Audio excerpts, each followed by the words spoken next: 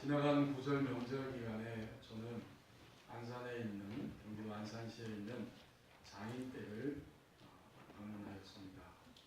자유로를 타고 서울 외곽순환도로를 타고 가는데 역시 예상했던 대로 차들이 좀 밀립니다. 그런데 그 김포IC를 지나서 안산으로 가는 도로는 상습 정체 구간이 항상 있습니다. 거기 그 부천 계양IC를 지나면서 계속 인천을 지나가면 중동, 송내, 장수IC 직전까지는 길이 항상 막히는 곳입니다.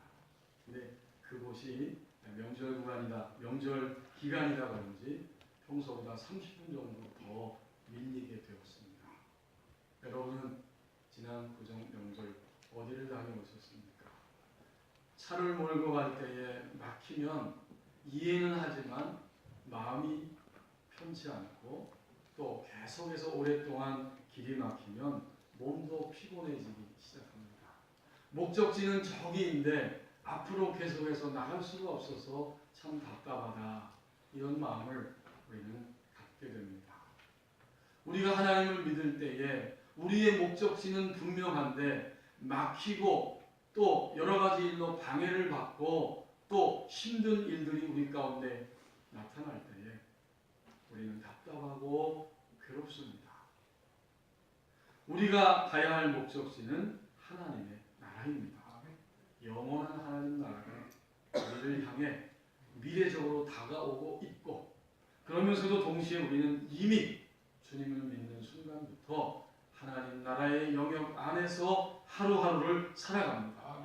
어제도 하나님 나라 안에 있었고 오늘도, 그리고 영원토록 우리는 하나님 나라를 여기서 맛보고 이 안에서 살다가 완성된 하나님의 나라를 향해 갈 것입니다. 그럼에도 불구하고 우리는 차가 막혀서 교통체증 때문에 답답하고 힘든 것처럼 우리의 생활 속에서 힘들고 고통을 느낍니다. 목적지를 향해 가고 있는 우리를 가로막는 세력은 도대체 무엇입니까? 오늘 우리에게 주신 하나님 말씀을 보면 그것은 바로 두로입니다. 1절에서 2절 상반절 말씀을 보십시오.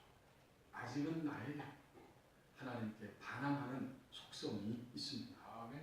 에스겔 선지자를 통해서 여호와의 말씀이 임하였고, 두로에 대해서, 두로 왕에 대해서 이렇게 말씀합니다. 인자야, 너는 두로 왕에게 이르기를 주 여호와께서 이같이 말씀하시되. 두로, 이 두로는 옛부터 하나님의 백성 유다와 예루살렘과 함께 친분 관계 속에 있는 그런 도시 국가였습니다. 지중해 연안에 그 섬 위에 세워진 항구이고 또 아주 부요한 그리고 강력한 그런 도시 국가 중에 하나인데, 열왕기상 5장 1절 말씀에 보면 이 두로 왕 히람이 다윗의 아들 솔로몬이 아버지의 뒤를 이어서 왕이 되었다 하는 소식을 들었습니다. 그는 기쁜 마음으로 사람들을 보냅니다. 사절단을 보낸 거죠. 왜 그런가 봤더니 열왕기상 5장 1절에 보면 두로 왕 히람이 다윗을 사랑했기 때문이다, 이렇게 기록해 놓았습니다. 아버지 다윗도 두로 왕 히람이 사랑했고, 아들이 왕이 된다면 그것 때문에 아들도 사랑하면서 사절단을 보낸 것입니다. 이것이 두로와 지중해 연안에 있었던 두로, 그리고 유다, 예루살렘과의 좋은 관계였는데, 시간이 흘러가면서 이 두 나라 사이에 서로 경쟁하게 됩니다. 무역을 할 수 있는 좋은 위치에 있습니다. 이 예루살렘과 이 두로는 그 애굽 그리고 그 주변에 있는 그 당시 모든 국가들 사이에서 가장 좋은 지정학적 위치에 자리를 잡고 있어서 모든 나라들이 무역할 수 있는, 무역을 하려면 그것을 통과해야 하는 이러한 위치에 있었던 것입니다. 예루살렘은 육로, 대산로를 장악하고 있었고, 두로는 바닷길, 그 해상로를 이 장악하고 있으면서 모든 나라들이 그것을 거쳐서 무역을 하게 됩니다. 그런데 기원전 586년 그 즈음이 다가오면서 강대국 바벨론에 의해서 유다 예루살렘이 멸망을 향해 가고 있었습니다. 그 모습을 보면서 두로는 손뼉을 치며 기뻐하게 됩니다. 이제 모든 경쟁자 중에 하나였던 예루살렘이 멸망을 하니 대상로는 다 막힐 것이고 육로는 막힐 것이고 해로 이 바닷길을 통해서 우리를 통해서 무역할 것이 더 많아졌구나 하면서 손뼉을 치고 기뻐합니다. 하나님은 그 모습을 보시고 이 두로를 심판하시겠다고 말씀하십니다. 우리 성경 한 군데 찾아볼까요? 에스겔 26장 2절 말씀입니다. 앞으로 넘기면 그 이야기가 나옵니다. 에스겔 26장 2절 말씀 같이 한번 한 절이니까 읽어보겠습니다. 인자야 두로가 예루살렘에 관하여 이르기를 아하 만민의 문이 깨져서 내게로 돌아갔더라. 그가 황폐하였으니 내가 충만함을 거두리라 하였도다. 에스겔을 통해서 하나님이 왜 두로를 심판하실 수밖에 없는가?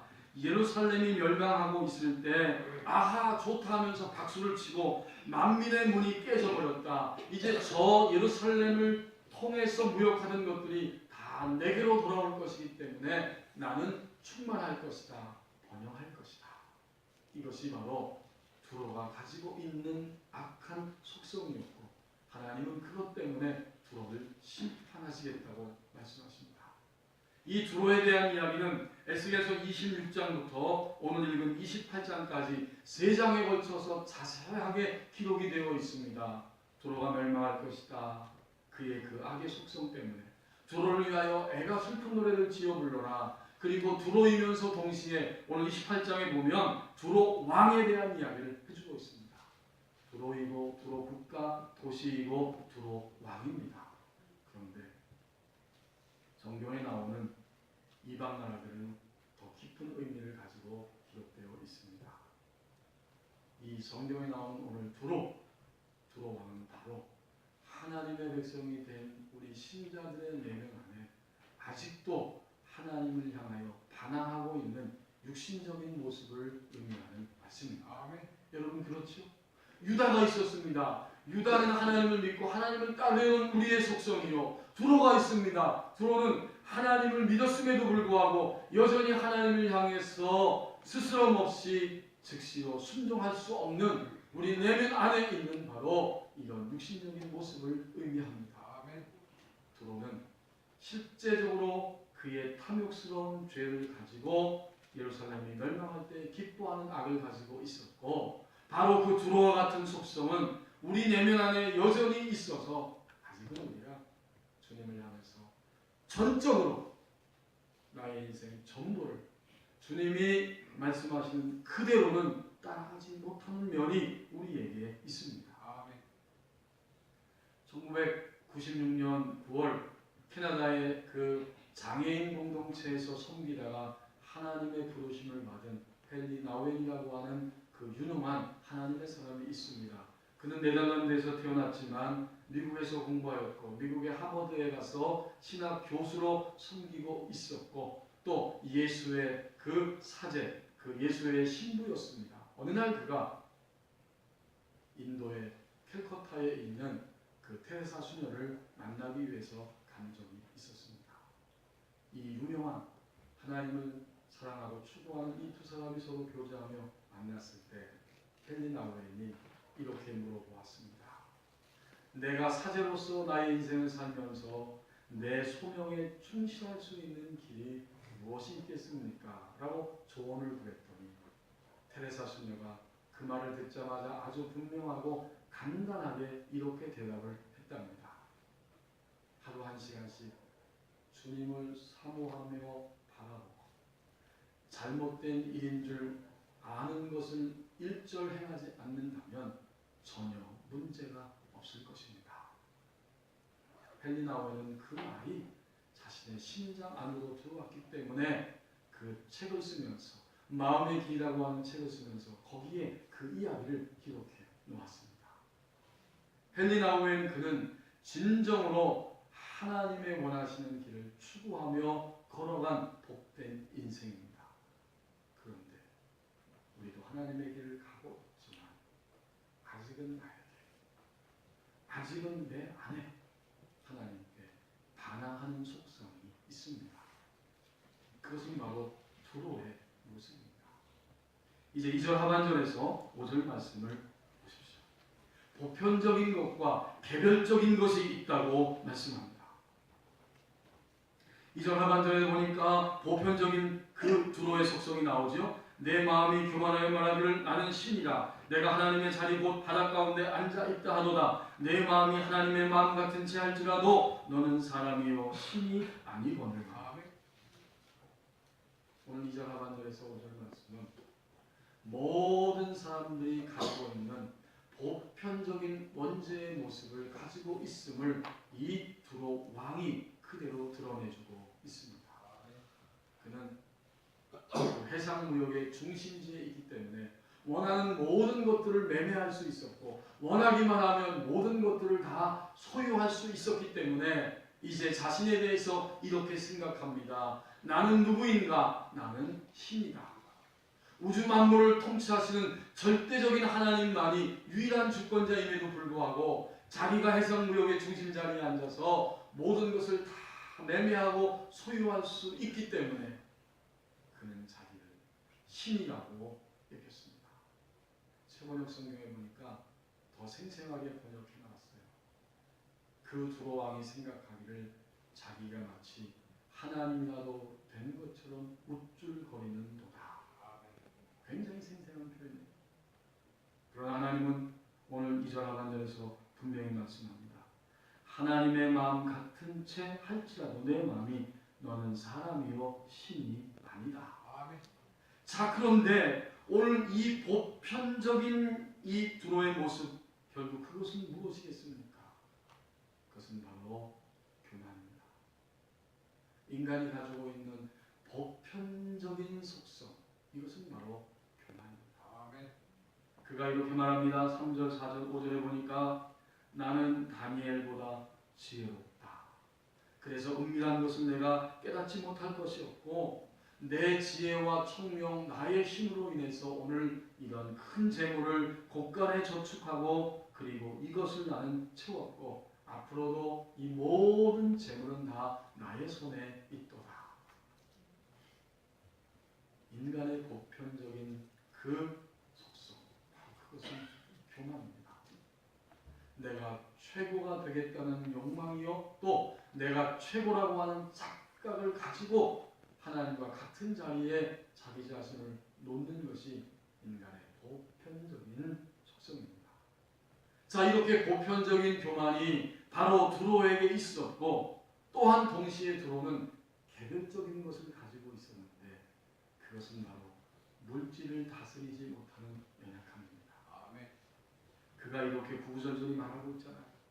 내 지혜로, 다니엘보다 더 나은 내 지혜로 나는 이 모든 물질을 내가 얻었고 내가 내 곳간에 채웠다. 앞으로도 모든 세계의 중심은 나다.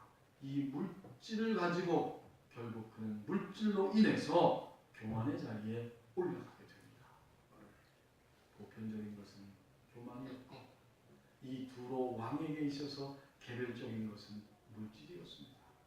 그가 얻은 물질이 하나님의 것인 줄을 인정하지 않고 그가 얻은 물질을 하나님의 손에 의해서 사용되어야 함을 그는 여전히 익히지를 못했고 그가 얻은 물질을 가지고 그는 하나님과 사람을 위하여 사용하는 그 방향으로 아직은 결코 나가지 않았습니다. 이것은 강함 같지만 사실은 연약함입니다.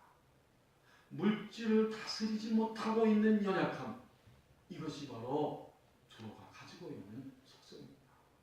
그는 얼마나 많은 물질을 가지고 있었는지 앞으로 한 장 넘기면 27장 12절부터 25절까지의 말씀에서 이 두로가 많은 나라들과 무역하고 그가 얻고 주고받는 상품의 목록이 나옵니다. 27장 12절 한 절만 읽어봐도 이렇습니다. 다시스는 각종 보화가 풍부함으로 너와 거래하였으며 은과 철과 주석과 납을 내 물품과 바꾸어 갔도다. 13절 야완과 두발과 메색은 내 상인이 되었으며 사람과 녹그릇을 가지고 내 상품을 바꾸어 갔도다.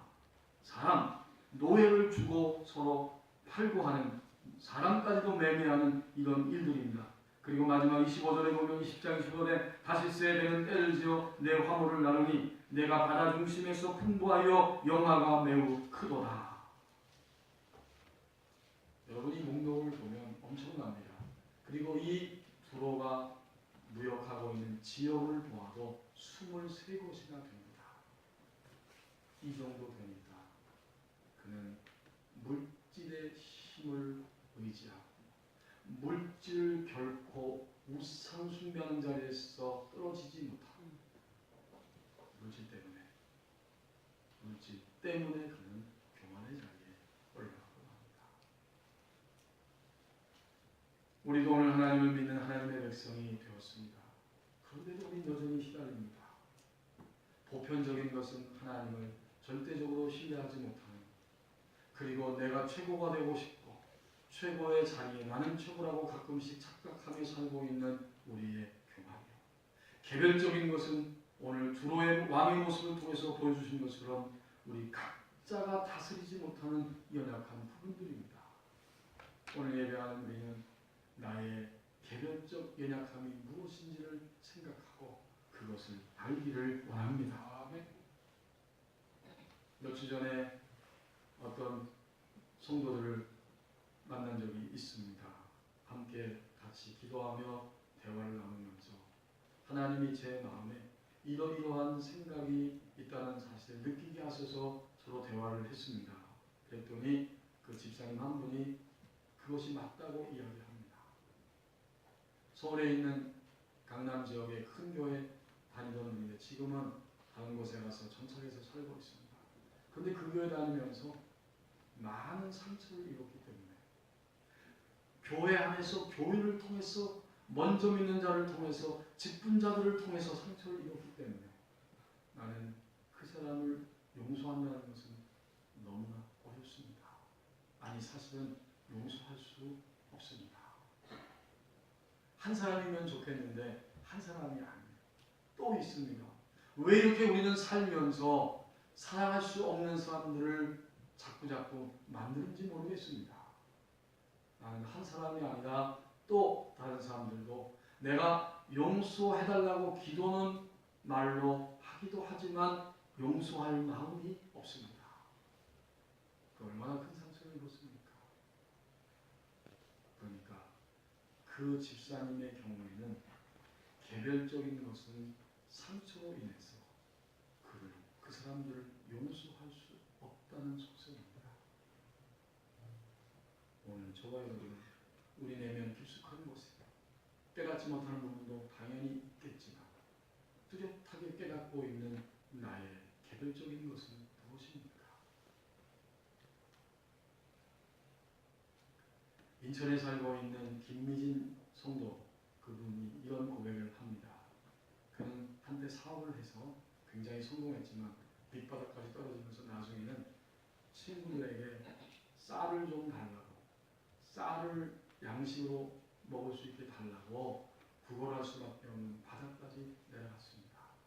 그런데 그 깊은 바닥의 자리에서 다시 하나님을 새롭게 찾고 경험하고 만나면서 그의 물질 생활이 회복되는 이야기를 들려주고 있는데 유튜브에 조회한 횟수가 엄청납니다.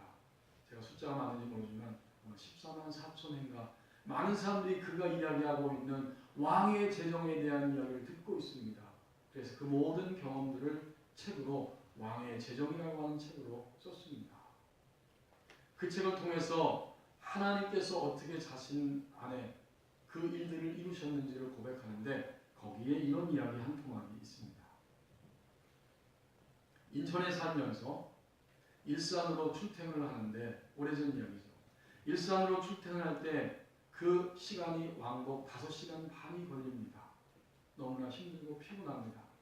차만 있으면 1시간이면 되는 거리를 그 인천에서 일산까지 출근하면서 힘들었기 때문에 이제 결심을 하고 10개월 동안 매달 50만 원씩 모아서 500만 원을 모으면 내가 중고차 사겠다. 이렇게 계획을 세웠고 마침내 500만 원이 모아졌습니다.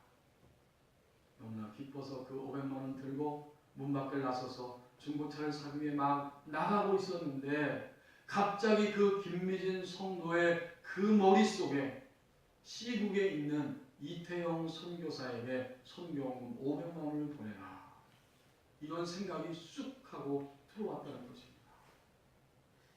그런데 이렇게 말합니다. 이것은 내가 계획한 것도 아니고 내가 결코 생각한 적도 없는 것인데 내 생각이었다. 이걸 어떻게 설명하겠느냐 그 말이죠. 이러한 생각을 타고 우리에게 다가오시는 하나님의 메시지를 잘 분별할 때에 우리는 삶 속에서 여러 가지 놀라운 결과들을 얻게 된다는 고백입니다. 결코 그 쑥 하고 들어온 하나님의 생각에 내가 순종하는 것은 쉽지 않았다고 말합니다. 쉽지 않죠? 여러분 우리에게 500만 원이 생겼는데 그거 선교금 해라. 그 생각이 쑥 들어왔다면 아이고 하나님 감사합니다. 그렇게 할 수 있겠습니까? 그런 과정을 통해서 그는 진정으로 내가 물질 생활 이것을 통해서도 하나님이 간섭하시고 역사하시고 이끌어가는 삶을 하나님의 사랑 자체를 경험했다고 간증합니다. 그리고 나중에 결과적으로 주님께서 중고차 대신에 더 놀라운 방법으로 새 승용차 한 대를 공급해 주셨다고 증언하고 있습니다. 주로의 개별적인 것은 물질을 다스리지 못하는 속성이었습니다. 하지만 하나님의 백성 가운데 김미진 성도라고 하는 그 성도는 그 밑바닥에서 물질을 다스리는 승리의 노래를 오늘도 우리에게 들려주고 있습니다. 보편적인 것과 개별적인 것이 있다고 말씀합니다. 이제 세 번째 부분입니다. 6절 말씀부터 8절 말씀을 보십시오. 에스겔처럼 듣는 자리에 나아가라고 말씀합니다. 그러므로 주 여호와께서 이같이 말씀하셨느니라. 내 마음이 하나님의 마음 같은 채 하였으니. 여러분 지금 에스겔 선지자가 하나님 앞에 들었기 때문에 그는 두로 왕에 대해서 하나님이 너에게 무엇을 말씀하고 계시는지 너는 들어야 한다. 내가 하나님의 마음과 같은 채 하고 있지만 너는 하나님이 너에게 하신 말씀을 들어야 한다. 에스겔 선지자는 하나님 앞에 듣는 자리에 있었고 들었기 때문에 들려주고 선포할 수 있습니다. 아멘. 이제 7절과 8절 말씀에 보면 하나님께서 한 사람을 향해서 주님의 백성이 된 이후에 살아가는 바로 우리를 위하여 우리가 시달리고 있는 그 모습을 보시면서 그 모든 시달림에서 우리를 해방시키시기 위해서 끊임없이 다가오고 계시는 그 손길을 하나님의 역사를 동사로 표현해주고 있습니다. 하나님이 가만히 계신 게 아니에요. 움직이셔서 동사로 우리의 삶에 다가오시는 겁니다. 7절에 보면 어떻게 하는가 봤더니 먼저 하나님은 치신다고 말씀합니다. 그런즉 내가 이방인 곧 여러 나라의 강포한 자를 거느리고 와서 너를 치리니 그들이 칼을 빼어 내 지혜의 아름다운 것을 치며 내 영화를 더럽힐 것이다. 칼을 빼어 치십니다. 치셔서 내 영화, 내가 자랑스럽게 생각하는 그 모든 것들을 더럽힌다는 겁니다. 여기 하나님의 동사 친다는 이야기가 나옵니다. 그것은 뭘까요? 하나님은 우리가 예수님을 구원의 주님으로 고백한 그 날부터 오늘 예배하는 이 시간까지 우리를 치셨습니다. 어떻게? 이 치심은 멈춤입니다. 그 속성을 가지고 그대로 달려가고 있으면서 시달리기 때문에 우선은 스톱하고 멈춰야 하므로 하나님은 칼을 빼서 두로를 치시는 것처럼 그 당시 강대국 바벨론을 들어서 마침내 두로를 치실 것처럼 그렇게 우리의 삶을 딱 치십니다. 우리가 예상하지 못하는 일들이 우리의 하루의 생활 속에서 다가왔을 때 우리는 주춤주춤하면서 멈춥니다. 그러니까 하나님의 손길을 먼저 치시는 거예요. 그대로 가면 완전히 죽을 것이기 때문에 다양한 방법과 가장 한 사람 한 사람에게 적당하고 적절한 것들을 동원하셔서 그가 멈출 수 있게 치시는 겁니다. 여러분, 신호등이 때때로 불편한 것 같지만 신호등이 있기 때문에 사람들이 원활하게 교통하며 다닐 수 있는 것처럼 하나님은 우리의 인생이 스톱하라고 환경을 통해서 우리를 치십니다. 자, 치신다면 어떻게 하는가 봤더니 8절에서 또 너를 구덩이에 빠뜨려서라고 말씀합니다. 구덩이에 그냥 쑥 빠지게 합니다. 이 구덩이의 본래 의미는 바로 무덤입니다. 무덤, 죽음의 공포를 느낄 수밖에 없는 구덩이, 그 무덤 속으로 쑥 들어가게 하십니다. 그때 우리는 어떻게 됩니까? 우리는 두려워서, 겁이 나서 똑같은 속성을 반복하지 않고 육신이 기승을 부리는 것에 주저주저하기 시작합니다. 하나님의 손길은 그 다음에는 더 이상 내가 이 길로, 이 방법으로, 이 생각으로, 이 행동으로 살아간다면 하나님의 손길에 맞을 것이다 라고 하는 두려움을 알게 하십니다. 무덤, 구덩이에 빠뜨려버리고 맙니다. 여러분, 그런 경험이 있으십니까? 정말 구덩이 속으로 쑥 들어가서 하나님의 길을 벗어나면 내가 계속 이런 육신의 속성을 가지고 이렇게 기승을 부리면서 살면 하나님의 손길에 심판을 받을 거라고 하는 두려움을 느낀 적이 있습니까? 그것은 아주 매우 긍정적이고 생명이 유지되고 있는 그러한 순간들입니다. 하나님이 이렇게 구덩이에 쑥 빠뜨립니다. 그래서 내가 얼마나 고정적인 틀을 가지고 살고 있는지, 내가 얼마나 나의 생각에만 붙잡혀 살고 있는지, 내 눈의 초점은 하나님과 사람을 보지 않고 살아가고 있는지 그것을 실감나게 보게 하시고 더 이상 무서워서 기승 부리지 못하도록 하나님은 그렇게 동사로 우리의 삶 가운데 다가오십니다. 마지막 단계는 뭘까요? 그 다음엔 죽음입니다.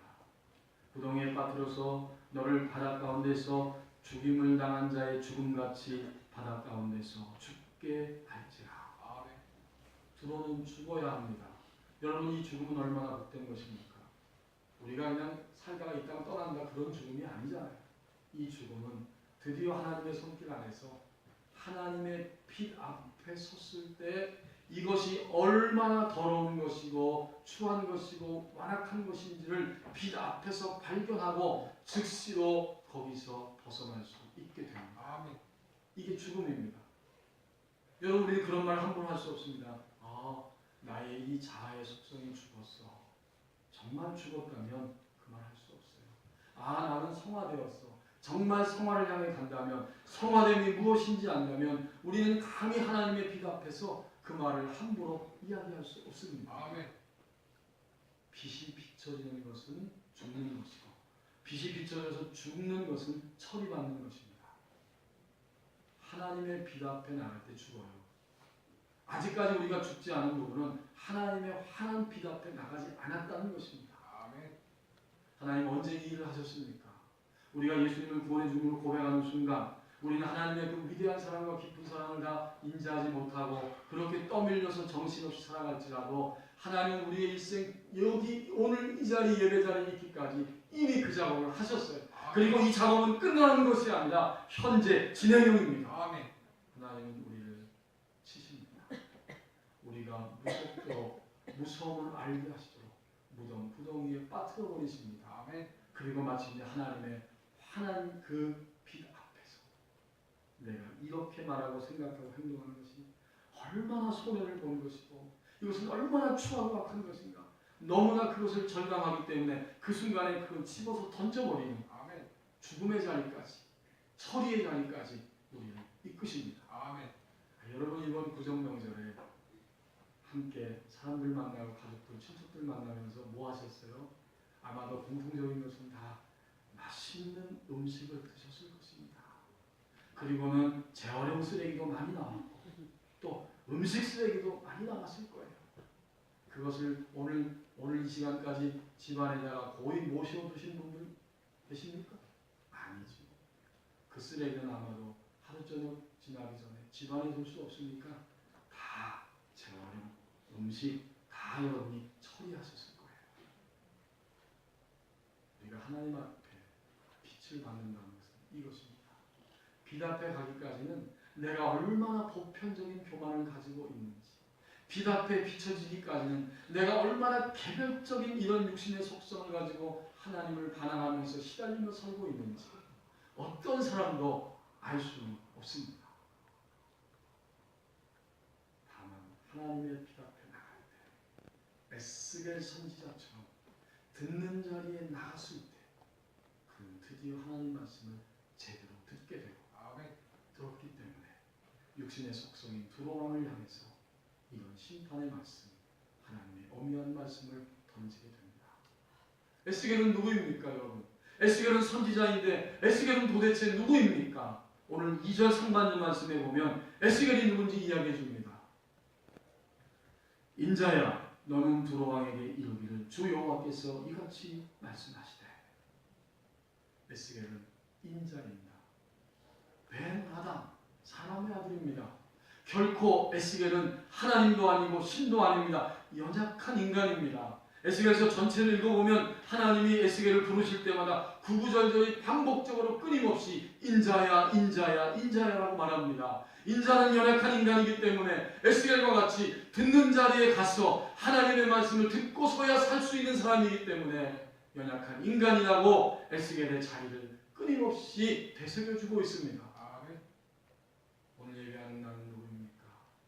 인자입니다. 하나님 앞에 빛 앞에 나가서 들어야만 제대로 하나님의 생명을 가지고 살 수 있는 연약한 인간입니다. 에스겔처럼 오늘 지금 즉시로 우리의 환경이 어떠하든지 나의 감정이 어떠하든지 나의 계획이 무엇이든지 관계없이 에스겔처럼 연약하기 때문에 하나님 앞에 듣는 자리에 빛이 비춰지는 그 자리에 오늘 즉시로 나가야 합니다. 작년 2018년 2월 21일에 하나님의 사역을 감당하다가 하나님의 품에 안긴 미국의 유명한 그 빌리 그레엄 목사님이 있습니다. 근데 그 목사님에게는 큰 고통이 있었는데 바로 그의 아들 프랭클린입니다. 이 아들은 아버지가 그리스도인임에도 불구하고 더더욱 목사님임에도 불구하고 그는 아버지가 말하고 있는 저 복음은 거짓말이고 하나님은 살아계신 분이 결코 아니다. 술과 마약에 찌들어 살면서 그런 인생을 그가 살아가고 있었습니다.